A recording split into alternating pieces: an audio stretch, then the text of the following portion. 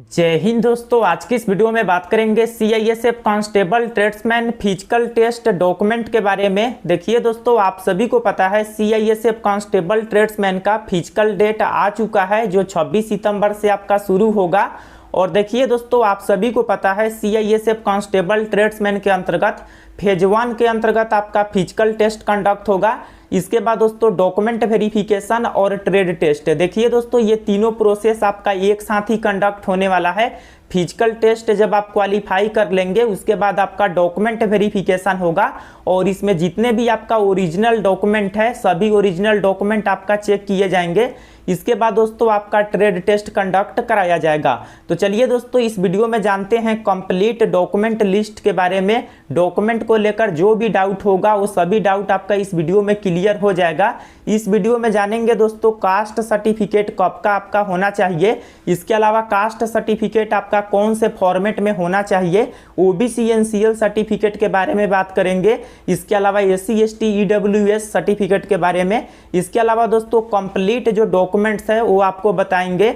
और अभी तक आपने चैनल को सब्सक्राइब नहीं किए हैं तो चैनल को भी सब्सक्राइब कर लीजिएगा सीआईएसएफ ट्रेड्समैन भर्ती रिलेटेड सभी अपडेट के लिए। तो देखिए दोस्तों, यहाँ पर देखेंगे रिक्रूटमेंट प्रोसेस के अंतर्गत आपका जो स्टेज 1 है इसमें पीटी पीएचटी डॉक्यूमेंट वेरिफिकेशन और ट्रेड टेस्ट होगा। इसमें दोस्तों देखेंगे डॉक्यूमेंट कौन कौन से लेकर जाना है उसका कंप्लीट लिस्ट जो है इसके जो ऑफिशियली नोटिफिकेशन है उसमें देखने को मिलेंगे। जब आप सभी पीटी पीएचटी क्वालिफाई कर जाएंगे उसके बाद आपका डॉक्यूमेंट वेरिफिकेशन होगा जिसमें आपको जितने भी ओरिजिनल डॉक्यूमेंट है वो सभी शो करना होगा। और यहाँ पर देखेंगे no candidate will be allowed provisionally. तो देखिए दोस्तों, कोई भी प्रोविजनली डॉक्यूमेंट जो है अलाउ नहीं है। जो भी डॉक्यूमेंट आप लेकर जाएंगे बिल्कुल ओरिजिनल डॉक्यूमेंट आपका होना चाहिए।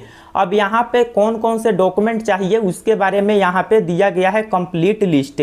तो सबसे पहले तो यहाँ पे एजुकेशन सर्टिफिकेट में 10th क्लास का जो सर्टिफिकेट है यहाँ पे देखिए दोस्तों 10th क्लास का जो सर्टिफिकेट है ये ओरिजिनल सर्टिफिकेट आप लेकर जाइएगा, प्रोविजनल नहीं ओरिजिनल मांगा गया है। और इसके अलावा 10th क्लास का मार्कशीट। तो देखिए दोस्तों, आप सभी 10th का सर्टिफिकेट और मार्कशीट ये दोनों आपको लेकर जाना है।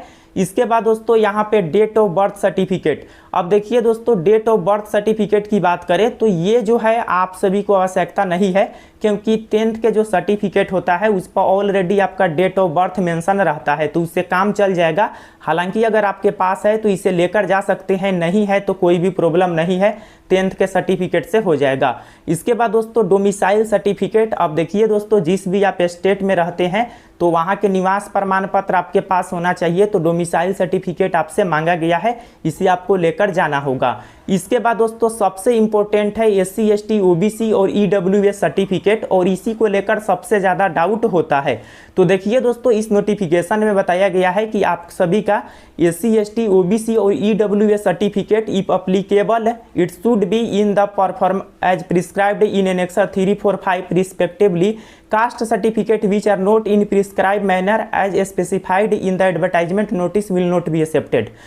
तो दोस्तों यहाँ पे ये बताया गया है कि एससी एसटी ओबीसी और ईडब्ल्यूएस जो सर्टिफिकेट है उसका जो है एक प्रिस्क्राइब्ड फॉर्मेट जो है इस नोटिफिकेशन में दिए गए हैं जो कि एनेक्सर 3, 4 और 5 में मिल जाएगा। इसी फॉर्मेट में जो एनेक्सर इसमें दिया गया है उसी फॉर्मेट में आप सभी का एससी एसटी ओबीसी और ईडब्ल्यूएस का सर्टिफिकेट होना चाहिए। अगर आप ओबीसी से है तो एनसीएल मांगा जाता है। तो यहाँ पे एनेक्सर 3, 4 और 5 यहाँ पे देख लेते हैं।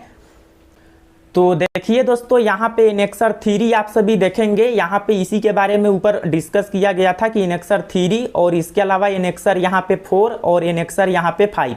तो चलिए इसके बारे में देखते हैं कि ये क्या है और कैसे आपको करना है क्या।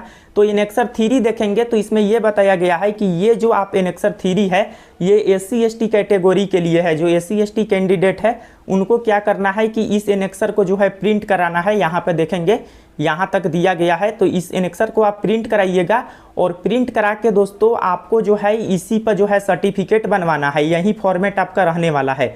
और ये देखेंगे गवर्नमेंट ऑफ इंडिया यानी कि सेंट्रल लेवल का आपका ये एनेक्सर है, सेंट्रल लेवल का आपका ये सर्टिफिकेट है। तो जो भी एससी एसटी कैटेगरी के हैं उनके एनेक्सर 3 जो है इसे आप प्रिंट करा के और इसमें आप सभी अपना डिटेल्स जैसे कि नेम, फादर्स नेम, अपना विलेज, डिस्ट्रिक्ट और यहाँ पे स्टेट और कौन से आप कैटेगरी से है यानी कि कौन से आप कास्ट से है, अपना जो भी कास्ट है यहाँ पे मेंशन करना है। और और इसे दोस्तों फिल करके आप सभी जो है यहाँ पर देखेंगे सिग्नेचर आपसे मांगा गया है, और ये सिग्नेचर आप किससे करा सकते हैं उसका भी लिस्ट दिया गया है। इनमें से काफ़ी सारे ऑफिसर के नाम है, आप किसी भी ऑफिसर जैसे कि district magistrate, additional district magistrate, collector, deputy commissioner, या इसके अलावा दोस्तों रेवेन्यू ऑफिसर या सब डिविजनल ऑफिसर। तो देखिए दोस्तों, रेवेन्यू ऑफिसर तो आपके ब्लॉक लेवल पर बैठता है, आपको पता होगा। तो रेवेन्यू ऑफिसर या सब डिविजनल ऑफिसर जो एसडीओ ऑफिसर होता है, या डिस्ट्रिक्ट मजिस्ट्रेट, तो आप सभी रेवेन्यू ऑफिसर या एसडीओ या इसके अलावा डीएम या एडिशनल डिस्ट्रिक्ट मजिस्ट्रेट, इनमें से किसी से भी साइन करा सकते हैं। तो आपके जो भी नज़दीक में है, जैसे कि आरओ आपके नज़दीक में होगा, अगर आप गांव से बिलोंग करते हैं तो रेवेन्यू ऑफिसर आपके नज़दीक में होगा, क्योंकि ब्लॉक में ही होते हैं, तो आप वहां से जाकर बना लीजिएगा। तो दोस्तों इनमें से किसी का भी सिग्नेचर आपको करा लेना है। तो यहाँ पे सिग्नेचर और मोहर मार दिया जाएगा, उसके बाद आपका ये तैयार हो जाएगा बन के।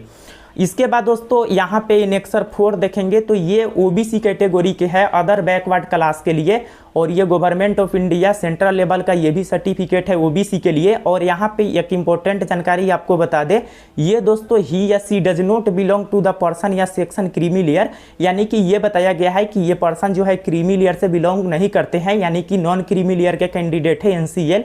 तो ये एनसीएल का ही फॉर्मेट है, अगर आप ओबीसी से हैं तो ये एनसीएल का फॉर्मेट है, और इसी फॉर्मेट को आपको फिल करके आप सभी दोस्तों डिस्ट्रिक्ट मजिस्ट्रेट से या डिप्टी कमिश्नर से यहाँ पे साइन करा सकते हैं, या आरओ या एसडीओ से भी साइन करा सकते हैं। आरओ एसडीओ का भी चलेगा, क्योंकि इसमें आप देखेंगे ओबीसी कैटेगरी के लिए भी दोस्तों आप सभी का यहाँ पे ओबीसी कैटेगरी के लिए भी यहाँ पे इनमें से किसी भी आरओ लेवल का हो या एसडीओ लेवल का, किसी से भी साइन करा सकते हैं। तो यहाँ पे दोस्तों सिंपली रेवेन्यू ऑफिसर या सब डिविजनल ऑफिसर या डिस्ट्रिक्ट मजिस्ट्रेट या यहाँ पे एडिशनल डिस्ट्रिक्ट मजिस्ट्रेट, इनमें से किसी से भी यहाँ पे साइन करा सकते हैं, और यहाँ पे विथ ऑफिशियल सील मुहर भी यहाँ पे मार दिया जाता है। तो इसी फॉर्मेट में बताया गया है आपको बनवाने के लिए ओबीसी का। और रहा ईडब्ल्यूएस का, तो ईडब्ल्यूएस का ये एनेक्सर 5 फॉर्मेट है, और ईडब्ल्यूएस कैटेगरी से है, इकोनॉमिकल वीकर सेक्शन से। तो इस फॉर्मेट को आपको फिल करके आप सभी revenue officer, sub divisional officer, district magistrate या एडिशनल डिस्ट्रिक्ट मजिस्ट्रेट, इनमें से किसी भी ऑफिसर से आप यहाँ पे साइन करा सकते हैं। तो यही दोस्तों बताया गया है कि इसी एनेक्सर में जो है आपका चाहिए, इस एनेक्सर में अगर नहीं होगा तो आपका कास्ट सर्टिफिकेट एक्सेप्टेड नहीं किया जाएगा। अब देखिए दोस्तों, यहाँ पे तो आप सभी को बता दिए कि कौन सा एनेक्सर और कैसे सर्टिफिकेट बनवाना है, लेकिन आप में से सवाल ये होगा कि क्या ऑनलाइन वाला जो सर्टिफिकेट होता है, देखिए दोस्तों आजकल आप सभी को पता है सभी कैंडिडेट ऑनलाइन जो होता है सर्टिफिकेट, चाहे एनसीएल हो, एससी एसटी हो या ईडब्ल्यूएस है, सभी कैंडिडेट ऑनलाइन जो बनता है वो सर्टिफिकेट बनवाते हैं। तो क्या ऑनलाइन वाला सर्टिफिकेट चलेगा या नहीं? तो देखिए दोस्तों, ऑनलाइन जो सर्टिफिकेट होता है ये भी आपका चल जाएगा, क्योंकि इस तरह तो देखेंगे सभी भर्ती में ऐसा ही बताया जाता है कि एनेक्सर में हमको चाहिए, लेकिन रियलिटी ये है कि वहाँ पे ऑनलाइन वाले जो सर्टिफिकेट होते हैं उसे भी एक्सेप्ट कर लिया जाता है। तो दोस्तों अगर आपके पास अभी टाइम है, अभी लगभग आपके पास 25 से 30 दिन यानी कि 1 महीना टाइम है, तो आपके लिए बेहतर रहेगा कि जो एनेक्सर दिया गया है उसमें बना लीजिए, क्योंकि इसमें बताया गया है कि एनेक्सर में नहीं होगा तो एक्सेप्टेड नहीं होगा। और अगर दोस्तों आप बनाना नहीं चाहते हैं तो आपका जो ऑनलाइन होता है, ऑनलाइन वाला अगर आपके पास पहले से होगा तो उससे भी काम चल जाएगा। तो ऑनलाइन जो सर्टिफिकेट बनता है ओबीसी, एनसीएल, ईडब्ल्यूएस या एससी एसटी ये भी है, तो इससे भी काम चल जाएगा, कोई भी प्रॉब्लम नहीं है। लेकिन एक बात आप ध्यान में रखिएगा कि ऑनलाइन का जो सर्टिफिकेट है ये दोस्तों ये बताया गया है कि 3 अप्रैल 2025 के पहले का होना चाहिए। तो 3 अप्रैल 2025 के पहले का अगर ऑनलाइन वाला सर्टिफिकेट आपके पास है तो उससे काम आपका चल जाएगा। इसका क्रूशियल डेट दोस्तों 3 अप्रैल 2025 रखा गया था कि इसके पहले का होना चाहिए, क्योंकि लास्ट डेट 3 अप्रैल 2025 ही था फॉर्म अप्लाई का। तो 3 अप्रैल 2025 के पहले का अगर आपके पास एससी एसटी, ओबीसी या ईडब्ल्यूएस ये सेंट्रल लेवल का, ये ध्यान में रखिएगा, सेंट्रल लेवल का अगर आपके पास है तो आप दोस्तों इसे जो है लगा सकते हैं, यूज कर सकते हैं, कोई भी प्रॉब्लम नहीं है। अगर आपके पास दोस्तों टाइम है अभी, आपके लिए बेहतर रहेगा कि एनेक्सर में बना लीजिए ताकि कोई प्रॉब्लम ना हो। इस तरह ऑनलाइन वाला भी चल जाता है, क्योंकि इस तरह काफ़ी सारे भर्ती जो बीएसएफ का है या अन्य भर्ती में भी ऑनलाइन वाले जो है वो एक्सेप्ट कर लिए जाते हैं, कोई प्रॉब्लम नहीं है, वो भी आपका काम चल जाएगा। इसके बाद 5 नंबर में देखेंगे कास्ट सर्टिफिकेट। यहाँ पे ये बताया गया है कि कास्ट एंड डोमिसाइल जो है सेम स्टेट से इशू होना चाहिए। तो आप बनाएंगे तो सेम स्टेट से ही रहेगा कोई, क्योंकि जहाँ से आप डोमिसाइल बनवाएंगे उसी स्टेट से आप दोस्तों अपना जो कास्ट सर्टिफिकेट है वो भी इशू कराएंगे, तो ये तो आपका बन जाएगा। इसमें यहाँ पे सेम ही है, इसे आप बनवा लेते हैं तो आपका इससे काम चल जाएगा ये। अब दोस्तों यहाँ पे रहा 6 नंबर में कि ये सभी जो स्टेट है ना, यहाँ पे जो नॉर्थ ईस्ट या इन सभी स्टेट का जो नाम दिया गया है, यहाँ से बिलोंग करते हैं, तो इन सभी स्टेट को हाइट एंड चेस्ट में छूट दिया गया है। तो अगर आप हाइट एंड चेस्ट में छूट चाहते हैं इन सभी स्टेट से है, तो एनेक्सर जो 6 है इसे आप सभी दोस्तों बना लीजिएगा। एनेक्सर 6 में आपको डिस्ट्रिक्ट मजिस्ट्रेट का साइन मांगा जाता है। तो एनेक्सर 6 आपको इन सभी स्टेट से है, तो आपको हाइट चेस्ट में रिलैक्सेशन चाहिए, तो एनेक्सर 6 जो है डाउनलोड करके आपको बनाकर लेकर जाना होगा। डिस्चार्ज सर्टिफिकेट ये आपको ज़रूरत नहीं है।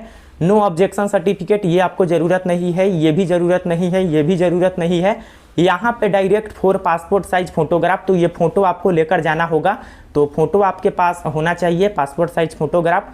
और ये बताया गया है कि जो आपका फॉर्म अप्लाई का लास्ट डेट था उसके पहले का होना चाहिए। इसके अलावा दोस्तों यहाँ पे आइडेंटिटी देखिए दोस्तों, यहाँ पे ये बताया गया है आइडेंटिफिकेशन प्रूफ, तो इसमें Aadhaar card, voter ID card, driving licence, PAN card, इसमें से कोई एक है तो आप लेकर जा सकते हैं। इसके बाद यहाँ पे जो आपका बायोमेट्रिक वहाँ पे होगा, आइडेंटिफिकेशन होगा बायोमेट्रिक के रूप में, तो इसके बारे में बताया गया है। तो ये डिटेल्स है। ओवरऑल जो डॉक्यूमेंट है उसमें बात करें तो एजुकेशन सर्टिफिकेट, डोमिसाइल सर्टिफिकेट और SC ST OBC EWS इसका कास्ट सर्टिफिकेट। इसके बाद अगर आप इन सभी स्टेट से है तो एनेक्सर 6 का फॉर्मेट लेकर जाइएगा। और इसके बाद दोस्तों आपको फ़ोटो चाहिए और एक आइडेंटिफिकेशन प्रूफ चाहिए, और बाकी दोस्तों कुछ भी ज़रूरत नहीं है, बस इतना ही डॉक्यूमेंट की आवश्यकता है। आई होप आप समझ गए होंगे। और दोस्तों वीडियो पसंद आया हो तो वीडियो को लाइक कीजिएगा, और कोई भी सवाल हो कमेंट सेक्शन में बताइए। फिर मिलते हैं नेक्स्ट वीडियो में, तब तक के लिए जय हिंद, वंदे मातरम।